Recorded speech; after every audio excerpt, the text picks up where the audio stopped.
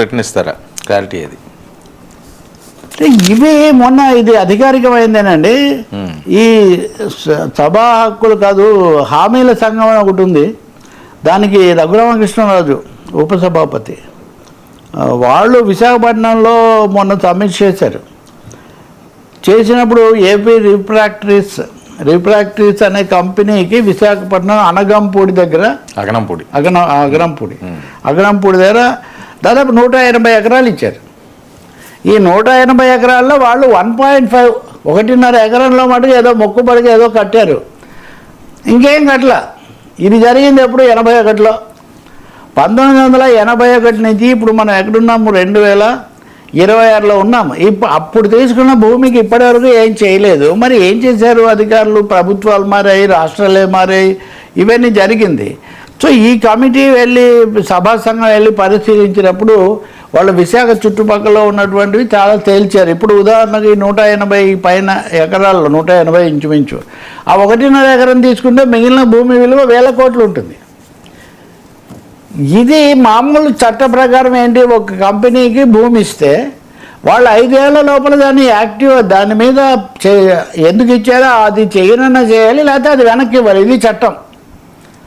చాలాసార్లు జరగదు. కిరణ్ కుమార్ రెడ్డి ముఖ్యమంత్రిగా ఉన్నప్పుడు ఈ విషయాలన్నీ పరిశీలించి వెనక్కి తీసుకోవడానికైనా ఒక కమిటీని కూడా వేశారు, కానీ ఏం జరగలేదు. ఇప్పటికీ హైదరాబాద్ చుట్టుపక్కల కూడా చాలా ఉంటాయి. ఇప్పుడు అలాగే అనంతపురంలో లేపాక్షి హబ్ కానీ, నాలెడ్జ్ సెంటర్ అని కానీ, ఇలా 100,000 ఎకరాలు తీసుకున్నటువంటి, మొన్న కూడా బ్రాహ్మణి కోసం స్టీల్స్ కోసం ఇచ్చిన భూములు అనేవి కడపలో వెనక్కు తీసుకున్న తర్వాత ఏం చేస్తారు? ఇక్కడ ఇది కీలకమైన ప్రశ్న. ఒక రైతు దగ్గర లేకపోతే స్థానికుల దగ్గర భూములు తీసుకున్నారు ఒక కంపెనీ పర్పస్ కోసం, అది వాళ్ళు చేయలేదు. అది వాళ్ళు చేయనప్పుడు వెనక్కు తీసుకుంటే వాళ్ళకి ఇవ్వాలి కదా. ఇది ఇక్కడ ప్రశ్న. ఇప్పుడు ఈ భూమి విలువ 1000 కోట్లు అయిందనుకోండి, ఆ భూమి ఖాళీగానే ఉంది కదా. ఆ భూమి యజమాని అయిన రైతు ఎవరున్నారో వాళ్ళకి ఇవ్వాలి కదా. వాళ్ళు ఏమంటారు, మీరు మాకు ఇచ్చేసారు కదా, మీరు ఏపీఐఐసికో లేకపోతే ఎవరికో ఇచ్చారు కాబట్టి మాదయింది అంటారు. సో ఇప్పుడు విశాఖలో దీన్ని మీరు సొంతదారులకు ఇస్తారా లేదా దీని మీదనే ఒక పెద్ద స్లోగన్ వచ్చింది.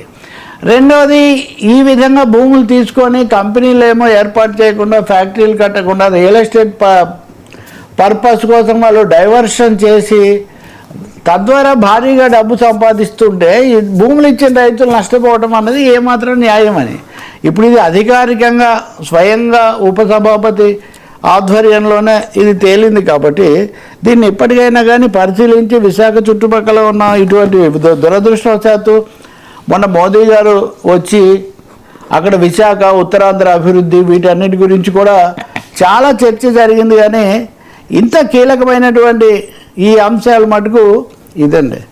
సొంతదారులకు ఇస్తారా, పేదలకు పంచుతారా? మీరు భూములు ఇస్తామంటున్నారు కదా, ఇవ్వడానికి ఏంటి అభ్యంతరం? కమిటీ చైర్మన్ ఈయనే కదా, చాలా విషయాల్లో ఆయన మంచి రూల్స్ మాట్లాడుతుంటాడు. మీరు 2015 భూసేకరణ చట్టం ప్రకారం, పునరావాసం ప్రకారం, అలాగే పారదర్శకత చట్టం సెక్షన్ 101 ప్రకారం దేని ప్రకారం చూసినా ఆ భూమి యజమానులకు వాళ్ళు ఉపయోగించుకోకపోతే ల్యాండ్ బ్యాంకు తిరిగి ఇవ్వాలి. తిరిగి ఇచ్చాక ఏమవ్వాలి? 100 కోట్ల రూపాయల విలువైనవి మీరు సామాన్యుల దగ్గరేమో ఎగబడి చేస్తారు. నిన్న ఇటువంటిదే రఘురామకృష్ణరాజుకు సంబంధించి ఇంకో సమస్య వచ్చింది కదా. ఆయన భూములు వేలం వేసిన వాటిని వేలంలో పాడుకున్న వ్యాపారవేత్త ఆయన ఏదో బెదిరించారు, ఫోన్ చేశారని. సో ఇవి ఒక పెద్ద సమస్యగా ఉన్నాయి. ఇప్పుడు ఇది రఘురామకృష్ణరాజు గారు చెప్తున్నదే, అది కూడా విశాఖపట్నంలోదే. మరి ఏపీ రిఫ్రాక్టరీస్కి సంబంధించిన భూమి వెనక్కిస్తారా, లేదా భూమి విలువ పెరిగి వాళ్ళకేం లాభం ఇచ్చిన వాళ్ళకు?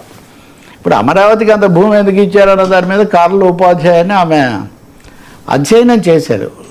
పూలింగ్ మోడల్ అన్నదానికి ఇష్టపడి ఇస్తున్నారు, ధర పెరుగుతుందని ఆశ, అది జరగట్లేదు.